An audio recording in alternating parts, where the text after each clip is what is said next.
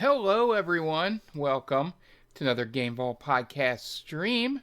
I'm your host, Mark, and yeah, I got a little hat hair going on. Yeah, we'll just deal with that. I'm gonna try to.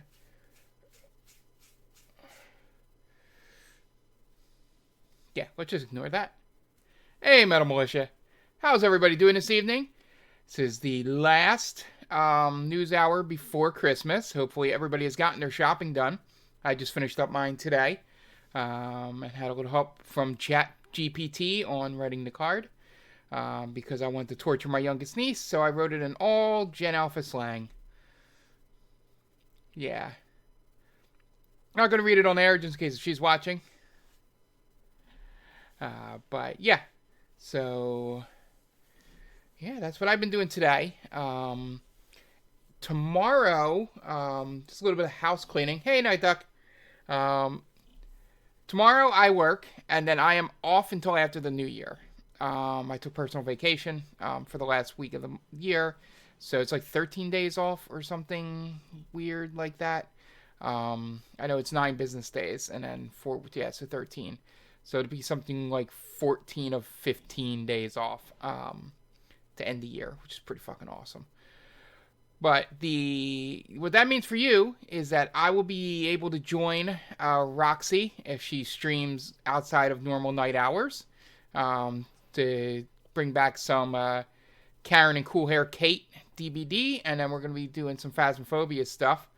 Yeah, I literally waited until like the first week of December because I don't have children, so I wait for all the people that have children to put in their vacation for the holidays, and then when nobody took that week off, I jumped on it.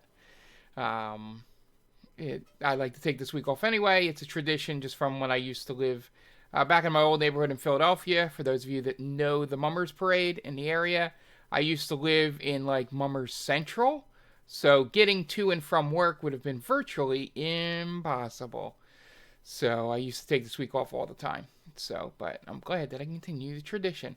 What that means for you guys is there might be pop-up streams of things, but the schedule as of right now for me is still Monday, Saturday, Sunday. I might have stuff pop up on Friday. I might just play a little bit of some of the games of the year and discuss them, and maybe I'll do a Metaphor solo spoiler cast, just get my thoughts out. But yeah, it's going to be a fun end of the year. The most important thing is Extra Life. If you have not donated yet, it's tinyurl.com/extra life year 9, the number 9. Someone will be throwing it in the chat shortly for those of you watching live. But the final show is always December 31st. It's going to be a weird one this year. I might be slightly distracted for about 3.5 hours of it, so forgive me. As my alma mater, Penn State University, is in the quarterfinals of the college football playoff. So our game is New Year's Eve at 7:30. I'm probably going to start streaming at 6 or 7, so we'll be right in the middle of the stream. Me and Night Duck are trying to figure something out. It might not be exactly what I want it to be, but we're going to see if we can make it work. My original thought was to have like 3 or 4 randomizers going, all connected in a multi-world. That when the BizHawk Shuffler would shuffle, that's how I would get to the other game. But we think there might be a hiccup because to use the multi-world thing, I think all the games need to be connected or something at the same. Well, we're going to test it. That's one of the good things about me being off most of next week coming up. I can send Jonathan the files, and we can figure it out. Worst case, I'll just do the old-fashioned, what's called, randomizers, and just throw them in there with no connection. And I'm going to throw like 3 or 4 other games. One really shitty game. I haven't decided what really shitty game that is. I'm also going to do a random game. I'm going to, I guess, figure out how to just put all 700 like NES games into a random thing and just have it pick one. And then hopefully it's not a sports game, or we'll keep hitting it to pop in there. And then, yeah, the other ones are going to be sort of connected, like either Mario's or Zelda's or something like that. So be on the lookout for that. That'll go for about 4 or 5 hours, depending on when I start. Because at 11:30, we stop for Fuser. Once again, not a great DJ, but it's a cool, chill thing that I can play the music while we talk for the final half hour there, and just discuss what is coming in the year 2025. Going forward, there's some exciting things that I want to start doing. I got most of my goals for this year from last year. You know, we started doing the YouTube stuff more often. I was able to stick to like at least somewhat of a streaming schedule for things. So in 2025, there's some big plans that I have thoughts on, and I'll reveal them all on the 31st. Tom and Jonathan and Roxy will probably know before that, but yeah. Yeah, that's all. That's the house cleaning. Just wanted to get that all up front because this is going to be a really short episode. There's like literally no news. The entire industry just shuts down after the Game Awards usually. There's a couple fun things in there and a couple newsworthy items, but not much. So I just want to make sure that we got this all up front. I'm probably going to repeat some of it at the end. I'd be surprised if we get to a half hour here on the stream. But yeah, it's the last one before the holidays. So last time I can recommend anything to pick up for your kids and stuff like that. Not that you probably were listening to me for purchasing decisions anyway, but I can talk to you about the games I've been playing. Let's start off with the games I'm playing on stream.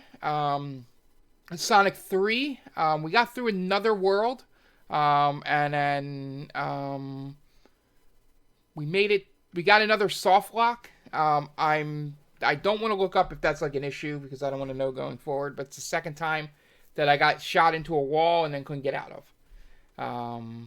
There may be a trick to getting out of it, but I was hitting every button and every combination of buttons, and I was just stuck. So, yeah, we're making our way through that. I think we're in World 6, 5 or 6. So we should be getting. If we're not almost done, we're at least halfway done. So it's fun. It's a lot more. I don't want to say puzzle platformer, but there are some moments where you have to, figure things out to be able to open certain areas and stuff like that. And a couple of these things, figure out to use the balloons, and there's a thing where you need to hit like a switch to open up to other areas.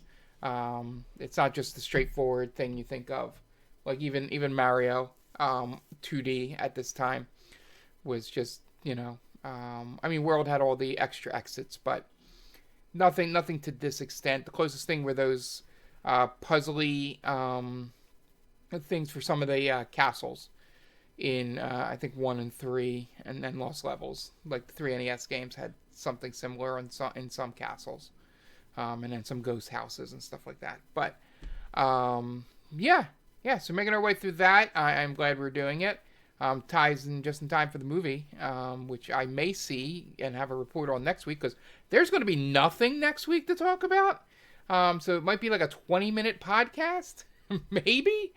But I'll still be here because I'll be mainly just doing this part, talking about the games I've been playing, because I should make significant progress in a bunch of games. And speaking of that, I'm sure we're going to be pretty close to, if not have finished, Eternights, at least by the end of the year. Or at least the beginning of the first week of next year. We're in the final thing. That's what Mark's playing podcast. That's essentially what next week's podcast is going to be. Unless if something crazy happens in I might throw some movie news in there, maybe something, just to spice it up a bit. But yeah, Eternights were in the final section. I confirmed it with Jonathan. That it wasn't one of those false final sections. No, he said no, it's the final section. We have 14 days to go find this thing, the MacGuffin or whatever, and I think it's the man, I just been playing indie, so yeah. I want to say Talisman, but it's definitely not a Talisman. Um, but yeah, we're gonna go find whatever the MacGuffin is. That'll stop the world from ending, and then I guess have a final boss fight, the stone or whatever. I don't. Yeah, yeah. I have so many different words in my head from playing of like artifact and um, just things like that from the indie stuff. But yeah, yeah. So we met Johan, whose name got spoiled for us. If you read the skill tree, which is pretty funny. We just finally met him and got his name. And we're working through that. We're almost done with Sia, Chani, and we finished scavenging with Yuna. I'm doing some training stuff. It definitely seems like a game that if there's a new game plus to it, that can be pretty simple to platinum. Unless they have any tricky, what's it called, things you have to do for it. Oh, excuse me, I'm so sorry. It's a long week. Yeah, so we're almost done that. And then we'll be moving on. Okay.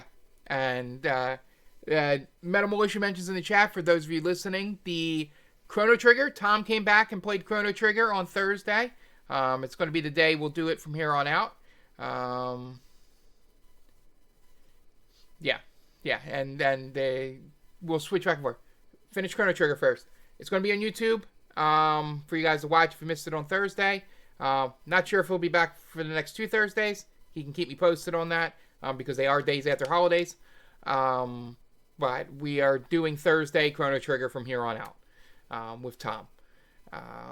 Jumping back to Eternights, Night Duck confirms that second playthrough is like 6 hours because all the stats carry over. And I can see that, essentially. You can run through it pretty quickly once you know everything. But yeah, it's. I'm glad I played it. Trigger Thursdays, sure. We can do that for whatever amount of time we have left in that game. The fun part about I'll warn you, the fun part, at least to me, in the first part of the episode, was trying to figure out exactly where we were. Because I follow a walkthrough just so Tom does not get lost. That's essentially what it is. Like, I'll guide him to items, but I won't tell him how to beat bosses and things until he fails multiple times. As you find out on the Golem twin fight in this episode. And, just because we don't want to be stuck on something for way too long. We're not that entertaining. For that to occur. So, yeah, working through that. I guide others to a treasure I cannot possess. It is my curse, Night Duck. Yeah, so I've been watching that, not actually playing it, but watching it. And then in my off time, obviously, still playing, it currently is my most played game of the year. I'm probably somewhere over 200 hours in it now in NCAA 25. I finally left North Carolina after winning 6 championships in 7 years. Greatest college football coach of all time. And I wanted to transfer to like a smaller school to get a little bit of a challenge or have a little bit of fun in a game where I don't expect to win and get mad when I lose. And unfortunately, the worst job that was offered to me was the Penn State job. And they were the 10th ranked team in the country. So I just jumped over to them. It's the alma mater. I didn't want to go to Alabama, or I think Clemson was the other job that got offered to me on there. So what I'm looking for is I'm going to stay there, win at least one national title. So I'm at least there 2 years. And then see if I can jump to a smaller job from there. But yeah. So that game's awesome. I don't know why it was not nominated for Sports Game of the Year. It is everything I wanted it to be. I'm hoping they add a couple things. As good as Dynasty is, there's some bare bones stuff to it that are not in there that the other games had in terms of depth to things.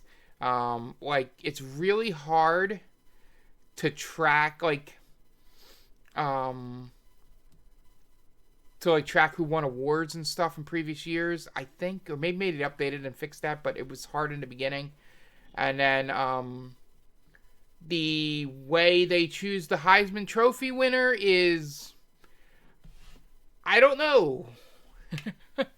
Literally, yeah, they didn't pay Keeley enough. Exactly. That's why NCAA was on there. EA wanted to make sure FC24 got on there. Because that's the big money maker. But yeah, so essentially, I had a defensive tackle win the Heisman Trophy just because he had an absurd amount of tackles for losses. Not big sacks, not big number of tackles or interceptions or fumbles or anything like that. He just had about 50 tackles for loss in a season. And they were like, Heisman! And so I have no idea how the numbers in the back end are working on that. So hopefully that's fixed for next year. And I would like a little more presentation with that. And the one thing I've noticed, and final thing I said, because I know probably the majority of the listeners out there probably couldn't care less about sports games, but it's a nitpick for me. Big sack. Yes. They probably do have big sacks. They are defensive cord tackles. The commentary is fine, but I realized something that I should have realized earlier, but I just wasn't paying attention because I was so happy that the game was there. And Tom might recognize this as well. They never say the players' names, like, ever. Like, they do all that, like, they don't use these words, but it's essentially when you forget a person's name and you call them bud or pal or friend or chief or boss, you know, they essentially talk around it without having to say people's names, which is weird when you went to get the likenesses and name the NIL rights for 11,000 players that your announcers don't even say their names. It's like, I don't know why.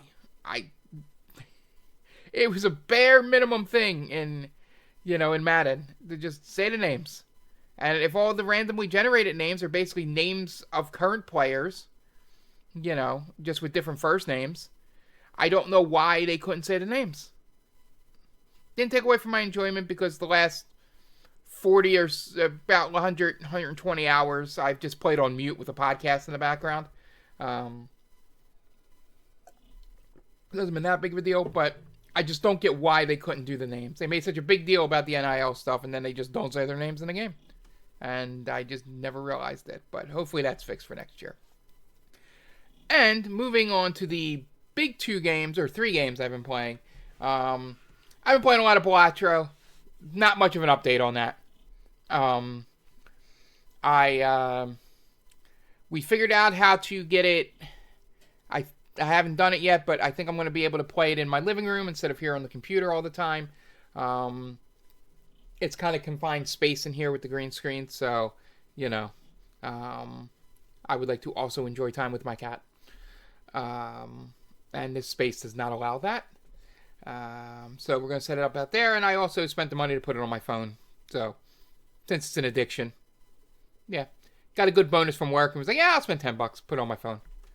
So, now I don't have to worry about lugging out a Switch or a Steam Deck or anything like that. But, yeah, that game's great. Definitely top 5 for me. Just got to figure out where to put it. It's addicting. I've said enough about it. All my thoughts are there, and you'll get more during Game of the Year when I sit down and actually think about them. But yeah, and then the 2 games I've been playing most of the weekend here, Like a Dragon, Infinite Wealth. Yep, Mark loves mobile games. You joke, but 3 of the games that I've been obsessed with and played way too much of have been mobile games over the last year and a half. or they were played on my phone. We have Balatro, Marvel Snap, and Monopoly Go, which I'm still playing. I am level 3,200 right now in Monopoly Go. So, I'm still have not spent a cent in the other 2 games. That's true as well. We have not done that. We will need to figure out a time for that. Night Duck mentions that we have not done P3 Dancing in Moonlight. So we'll figure it out off stream. I have nothing but time in the next 13 days that we can fit it in. I don't have to worry about needing to get up for work. So we can play it any night of the week. I don't have basketball either, so my nights are free. And there's no bowling, so I am free 7 days a week. We're going to figure that out. But, so Like a Dragon Infinite Wealth. About 18 hours into it, 19 hours, something like that. Just getting to a big reveal, which I will not mention here for spoiler reasons. It might come up in Game of the Year discussion, so be aware of that. But a big reveal just happened as I ended Chapter 3. So for those of you that played the game, you'll know exactly what I'm talking about. And we're moving into Chapter 4, where I think I'm going to start getting more party members, maybe. We found the thing that is just basically Crazy Taxi for food delivery. It's one of the side games, and I played the shit out of that for about an hour and a half this morning. And then I just went around and beat the shit out of people. I finally unlocked the place where you upgrade weapons, and had a shitload of, things to upgrade with. So my weapons got pretty beefy pretty quickly. We are working through that. Probably not going to finish it before Game of the Year, but it definitely puts it on my list, relatively mid to high. And then the game that I was currently playing right before coming in here, and we'll be playing again as soon as I get off this podcast, Like a Dragon, Infinite Wealth. We are playing through that. I'm sorry. I got distracted. I looked down. I saw we were dropping a couple frames. We playing Indiana Jones and the Great Circle. I'm exploring everything. It's a fantastic game. Great performances. I'm just starting the main story again after doing a bunch of side stuff while in the Vatican. So more updates next week as I get through more of the main story. But the gameplay loop is real fun, and I had a lot of entertaining times in the last 4 to 5 hours that I was playing it without ever doing much of the main story. It's very much written like an Indiana Jones movie. So, if you like those movies, they did a really good job of replicating those. So, be on the lookout for more updates on that. That's been about it. I'm going to probably touch on Life is Strange over the break. I'm probably, depending on cross my fingers, that the Green Bay Packers do terrible tomorrow. And I'll be able to get my new graphics card. The one that I want. If it does not go well, I think we'll go down to the lower priced one at that point. But that's a discussion for me and Metal Militia once the Monday night game occurs this week. Gonna have great updates here, and maybe we can start streaming some bigger games over here. Because I got to get my 3060 over to Kitty Ashcat, the podcast favorite niece, so she can play Marvel Rivals and Rainbow Six Siege and all those other games that she's apparently into because all of her friends are into them. So I'm just glad she's playing real video games and not Roblox. All right, let's move on to the little news that we do have. Start out first with the sales chart came out, and Nintendo Switch officially passed PS2 to become the second best-selling gaming hardware in U.S. history. So it's creeping up on the DS. The Switch is trailing the DS by over 7 million units in the United States. Lifetime sales are 46.6 here. I'm assuming that,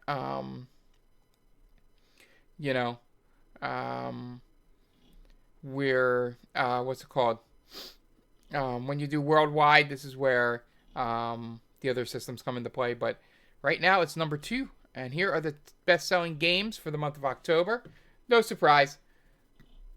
There, I think really the only one might be, to be honest, might be Brothership. Just because there wasn't much talked about it after it got released. But I guess it had a built-in people jumping in right away. Yeah, it was perfect. Perfect clapback. Oh, yeah. You remember how much those numbers are? Look at this. We beat you. I think the cool thing about this 20 sellers list is it makes me laugh. Well, one of the things obviously is Minecraft. Is just weird that it's in there. But I love number 19, the My Sims Cozy Bundle is in the top 20. And then also that Marvel Spider-Man 2 is still hanging into the top 20 of games.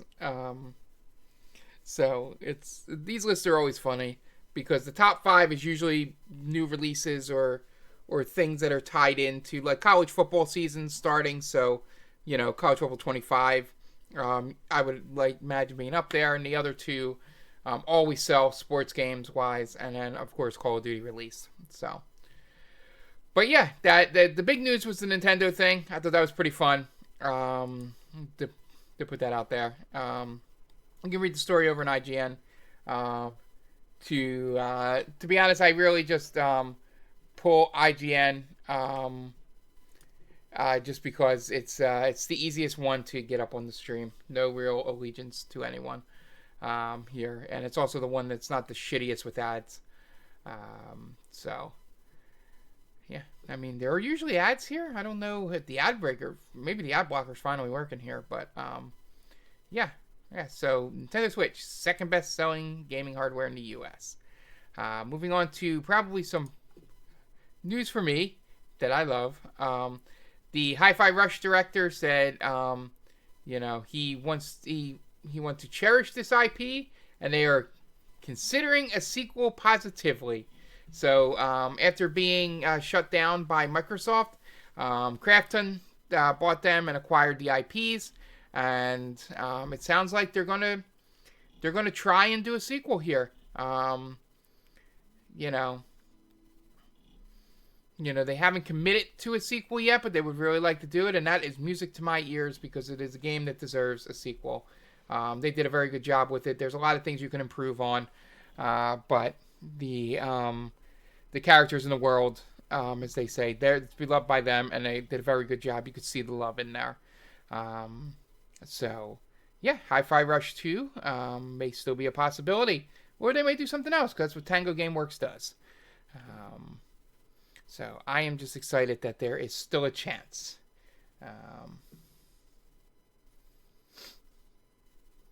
Oh, yeah, going back to the top 20, yeah, Dragon Ball Z. Anytime with an anime game, or a game that has an anime connected to it, like when I see... any of the anime fighters or any of that stuff pop up in the top 10. I'm like, oh, yeah, sure. But yeah, I've heard a lot of people excited about it. I don't have a lot of people to play it outside of probably, I don't even know if he does, but the only real fighting game person I follow is Maximilian Dude, and I don't think he played it that much. But yeah, I didn't hear anything negative, and that's usually a good thing with some of these fighting games, so... I'll wait to see the November numbers to see if it kept momentum or if that was just initial, as you said, initial excitement about it, that you underestimate it. Moving on.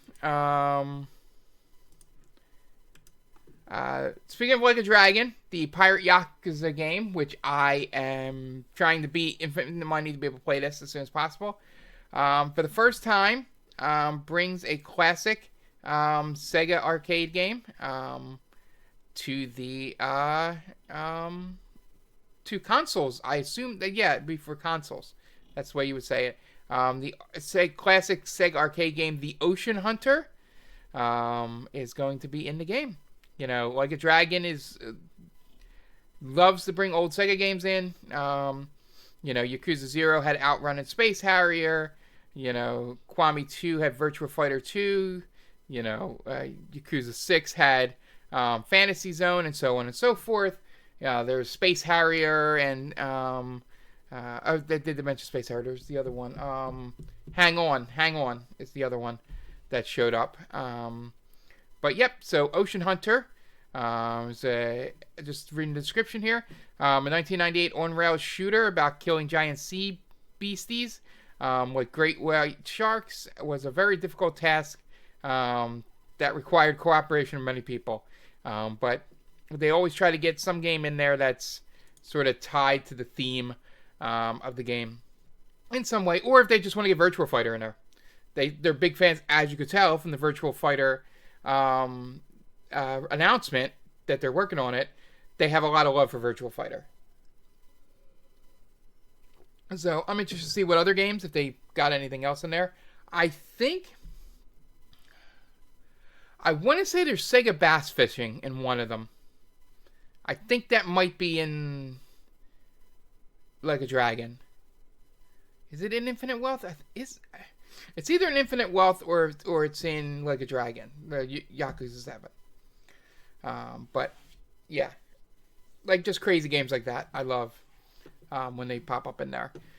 I do spend a little too much time playing those games sometimes. So I am excited for the game without even this on there. So, all right, and finally, our final story, and the funniest story of the week. Partially game related, partially not game related. The New York Jets owner, Woody Johnson, reportedly made free agent decisions based on Madden ratings. This, for those of us that follow sports, oh yeah, that makes sense. Going back real fast to the RGG stuff. Shenmue is built off of Virtua Fighter, and Yakuza is the successor to Shenmue, so that's why Virtua Fighter kind of shows up in all the games. Thank you for that, Night Duck. I didn't think of it that way. But yeah, going back to this funny story. For those of us who follow football closely, and have for many, many years, and also may know somebody that is a fan of this team, if you would have just told me which organization picked their free agents using Madden ratings, I would have said the Jets immediately. No questions asked.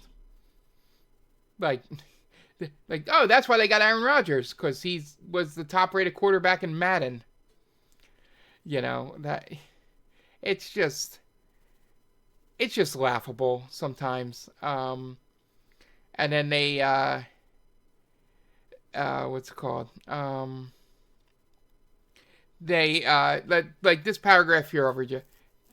This wasn't the only time that Johnson cited Madden ratings, because they didn't sign a receiver, Jerry Jeudy, or trade it for him because of his Madden rating. I'm sorry, laughing. This sentence is great. This wasn't the only time Johnson cited Madden ratings either, as he was reportedly reluctant to sign free agent guard John Simpson. This instance was a little more specific, with the owner of the New York Jets pointing to Simpson's poor awareness rating in Madden as the reason not to sign him. The Jets went and signed him anyway, and he's having a perfectly fine season. Not a Pro Bowl season, not an awful season, just perfectly reasonable season. Not hearing his name much, which is great for an offensive lineman. And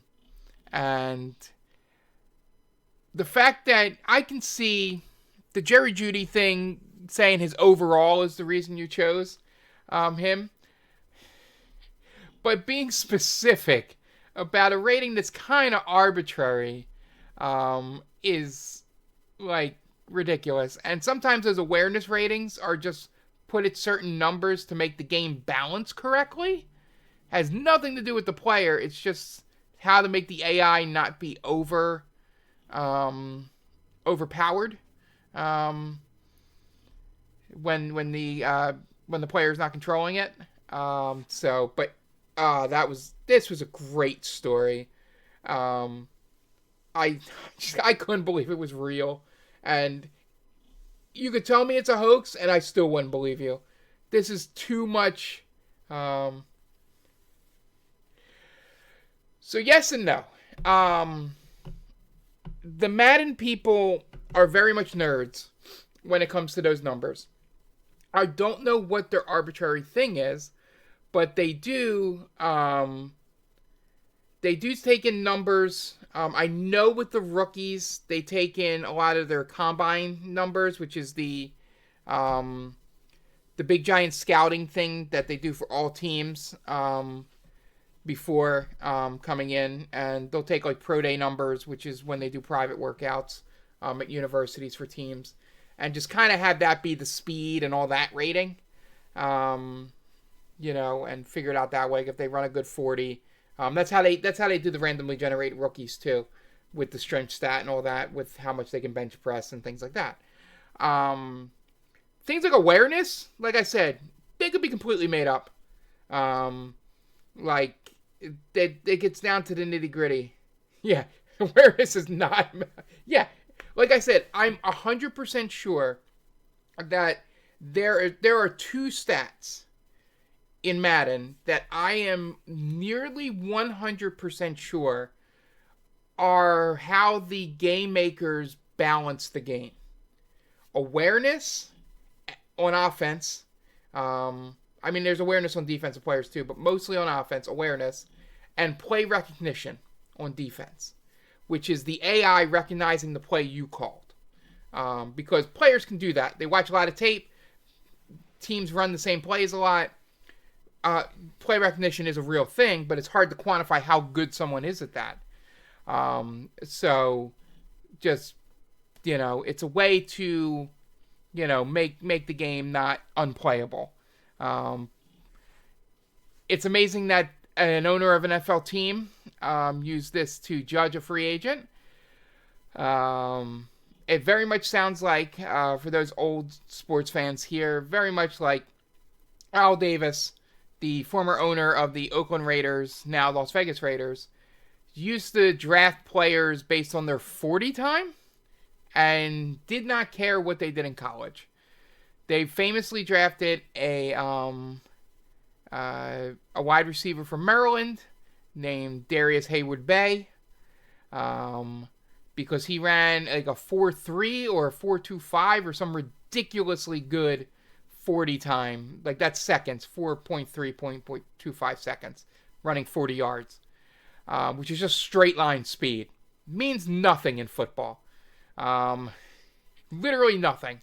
All it means is that if someone does not touch you at the line, you can run faster than them in a straight line, which might be effective 1 out of 2 times.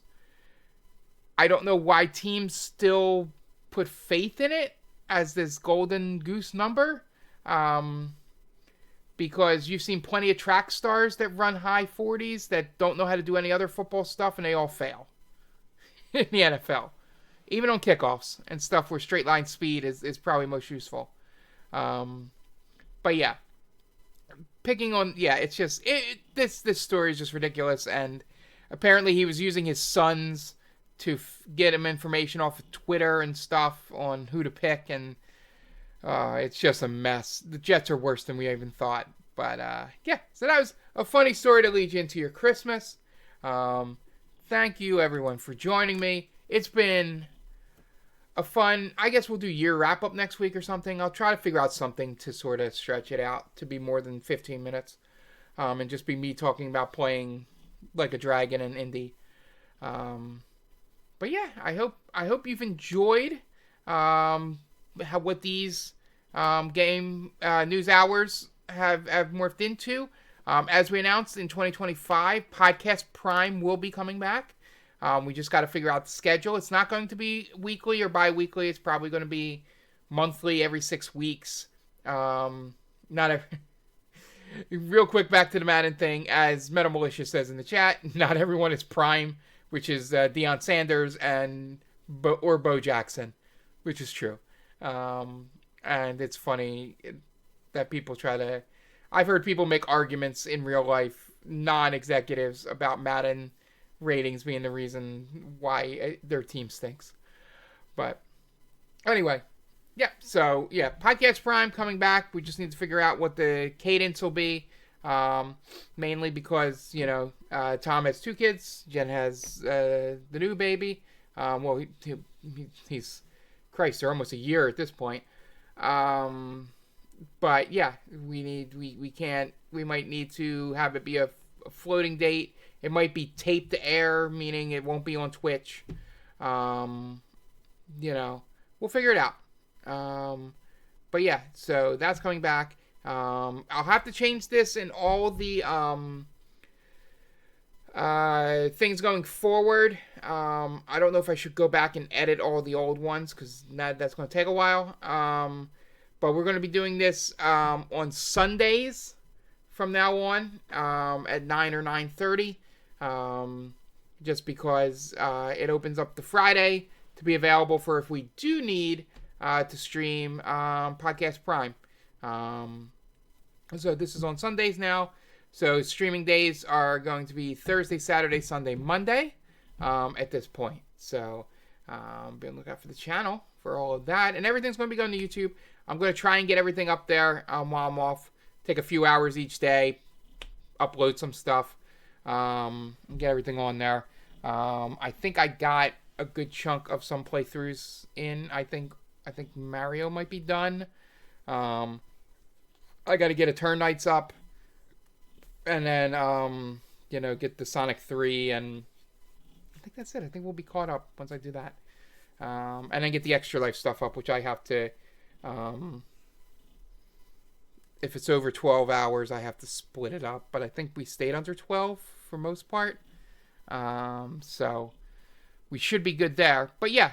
So once again, normal schedule next week. Monday for Sonic, Thursday possibly for Chrono Trigger, Saturday for the news for Eternights, Sunday News Hour, and then Monday Sonic, and then Tuesday will be the end of the year extravaganza for Extra Life. So be sure you tune in. We're gonna have a lot of fun with them. I'm gonna be there for a while. It's gonna be a mini marathon. Spending the New Year's Eve with you. I mostly do it because we don't have a big giant get together anymore in the family because we don't have the central location that we used to have. So, barring anything coming up that I might go out and hang out with other people, I will be here streaming for you, and we can hang out together on New Year's. I may or may not be drinking. I'm not sure. Since I am off for the rest of the week, I can recover. Unlike if I try to drink on stream at other times. So, but it would look like Coke because I will just have a Jack Daniels and Coke. So, thank you for joining me. Hopefully, you guys have a safe and happy holiday season. Merry Christmas, Happy Kwanzaa, Happy Hanukkah. I believe that has already started or ended at this point. But yeah, hopefully you guys have a good rest of your year. If you do not join us for the streams this week, hopefully understand. A lot of things going on in people's lives. But they will be all up on YouTube for you to watch when you come back. All right. So yeah, have a good rest of your night, and we'll see you next time. Bye.